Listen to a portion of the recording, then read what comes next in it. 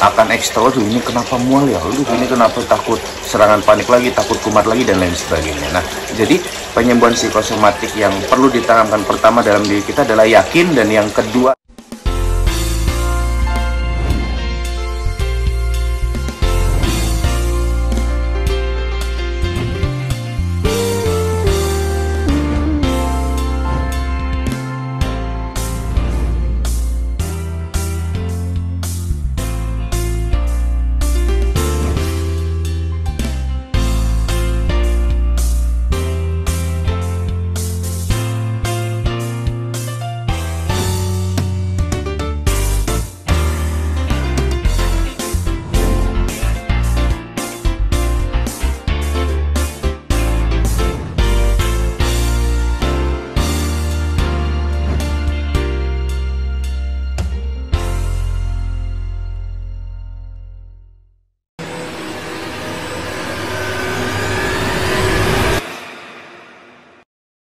Halo sahabat, kembali lagi di kanal YouTube Arya Surya Official, kanal pemberdayaan diri untuk Anda semua. Kali ini setelah sekian lama Mas Arya tidak upload video, hari ini Mas Arya menyempatkan diri untuk upload video karena kebetulan kliennya sedang banyak ya sobat-sobat, sehingga mungkin beberapa bulan terakhir Mas Arya tidak bisa live. Kali ini Mas Arya akan membahas beberapa hal yang sering ditanyakan oleh rekan-rekan yang mengalami kecemasan berlebih ataupun psikosomatik. Jadi ada banyak sensasi yang terkadang dirasakan oleh penderita psikosomatik. Salah satunya adalah yang paling sering itu adalah kelayangan, yang kedua adalah sesak nafas, yang ketiga adalah kedutan di mata ya, yang keempat keringat dingin di tangan dan di kaki, yang kelima nyeri di seluruh badan, termasuk di bagian sendi ya. Nah, sahabat, psikosomatis itu mudahnya ya sahabat adalah gangguan pikiran yang berakibat ke tubuh dan fisik kita gitu. Jadi Mas Arya, apakah yang di tubuh saya ini karena penyakit A atau karena penyakit B? Tapi kalau dari penyakit A, dari penyakit B itu tentunya terdeteksi ya Mas Arya ya. Sedangkan saya didiagnosanya hanya asam lambung saja, semua baik gitu, hanya asam lambung saja. Nah, psikosomatis itu sejak zaman dulu sampai hari ini, sampai detik ini sensasinya sama gitu. Terkadang tidak kelayangan ya mata buram, tidak mata buram ya mual dan lain sebagainya. Nah, jadi ada indikasi-indikasi yang terkadang dirasakan oleh orang itu. Misal indikasinya adalah orang itu asam lambungnya masih tinggi misalnya, karena cemasnya juga tinggi misalnya.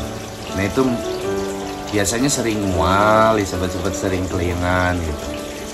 Nah, ada juga yang karena stres berat gitu. Jadi selama mengalami asam lambung stres berat, nah itu efeknya adalah kelayangan sobat-sobat.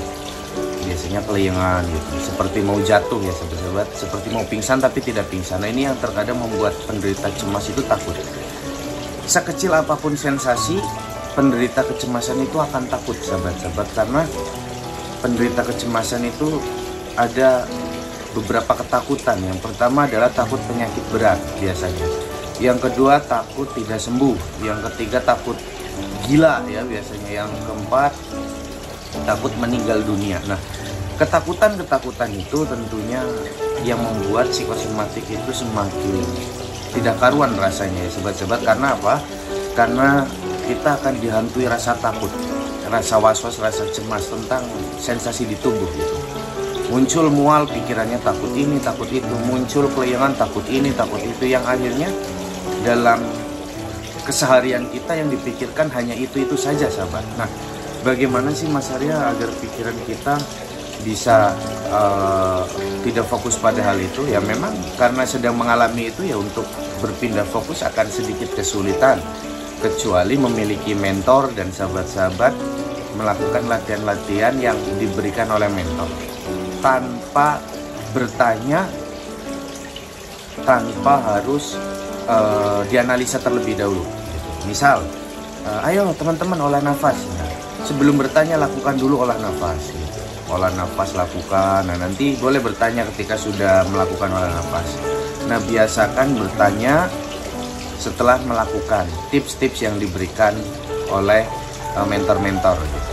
Nah, ketika belum dilakukan jangan tanyakan terlebih dahulu. Jika belum dilakukan jangan tanyakan terlebih dahulu karena kita tidak mengalaminya sendiri.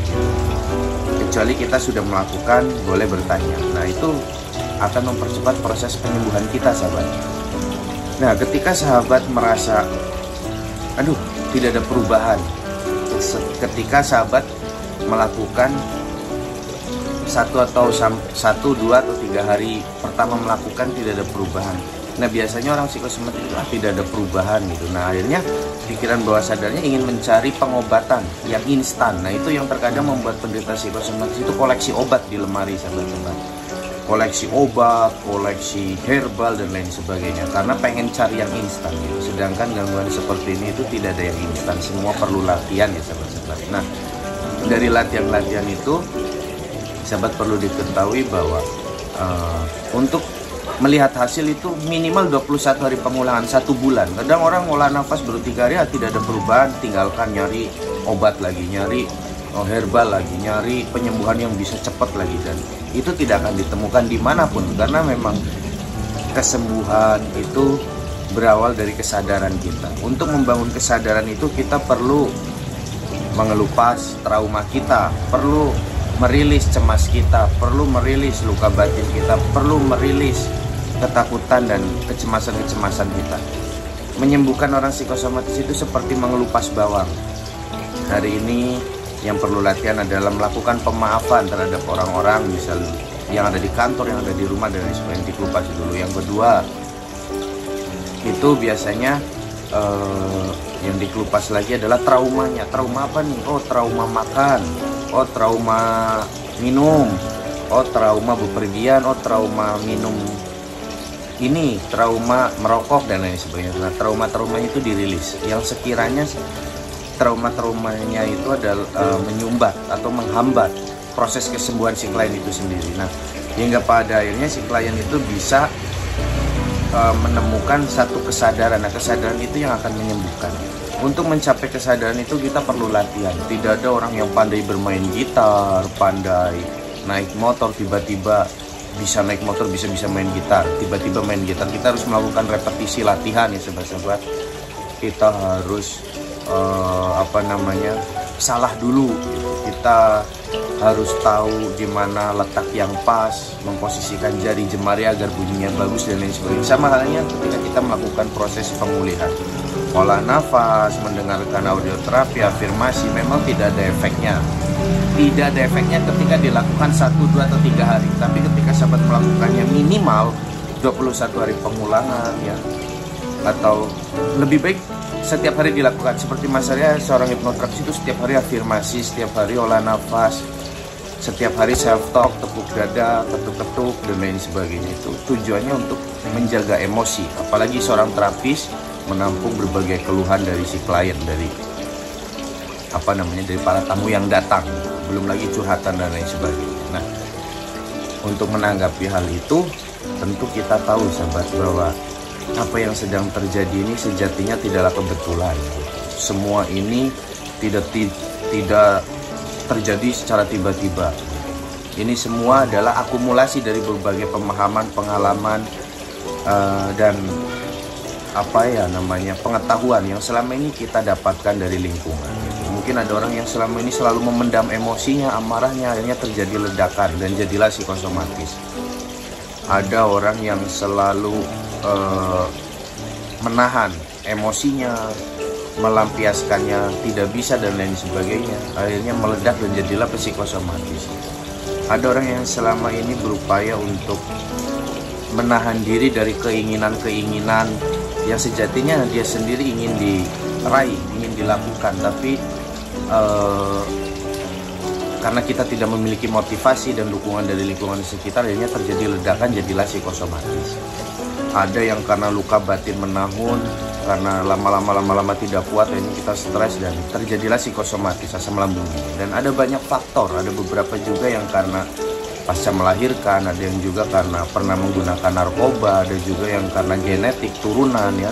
Ada banyak faktor, sahabat-sahabat. Jadi hal-hal ini perlu kita ketahui gitu. Untuk dirilis itu kita perlu tahu ini ada luka batin tidak. Kalau tidak ada luka batin, apakah dari pressure, tekanan, ataukah dari mana, kita lihat oh ternyata tidak ada semuanya, oh ternyata ada genetik cemas gitu. Nah seperti itu sahabat. Jadi mudahnya untuk bangkit dari psikosomatis ini adalah kesadaran. Sahabat perlu sadar bahwa sejatinya sahabat mampu melewati ini semua. Sadar bahwa apa yang ditakuti sejatinya hanyalah ilusi. Tanamkan itu berulang-ulang. Awalnya mungkin kita tidak yakin bahwa itu hanyalah ilusi, tapi lama-kelamaan pikiran bawah sadar kita, diri kita merespon, oh ya ternyata ini hanyalah ilusi. Faktanya saya bisa keluar, faktanya saya bisa merokok lagi, faktanya saya bisa jalan-jalan lagi. Ketika merasakan sesuatu, self-talk, aduh perut saya mual, lakukan self-talk. Karena mual itu tidak hanya terjadi pada orang yang mengalami psikosomatik, yang normal saja, yang sehat aja kadang makan gitu ada titik mualnya. Karena mungkin karena capek dan beberapa faktor, mungkin makanannya baru merasakan ataupun makanannya yang memang membuat mual. Nah, efeknya yang sehat itu kadang cuek, tapi yang mengalami psikosomatik akan berpikir lebih, akan ekstra, tuh ini kenapa mual ya, ini kenapa takut serangan panik lagi, takut kumat lagi, dan lain sebagainya. Nah, jadi penyembuhan psikosomatik yang perlu ditanamkan pertama dalam diri kita adalah yakin, dan yang kedua adalah kesadaran. Sadar bahwa sejatinya kita sehat walafiat. Yang menonton video ini selalu dalam kesehatan, kebahagiaan, rezeki yang berlimpah, dan selalu bersemangat. Dan jangan lupa like, komen, dan subscribe video ini, terus di share agar Mas Arya beberapa hari ke depan upload lagi, karena sempat vakum hampir 1 tahun jarang upload ya sobat-sobat, karena kesibukan juga gitu. Dan sukses terus untuk semuanya. Ingat hipnoterapi, ingat Arya Surya. Bye bye.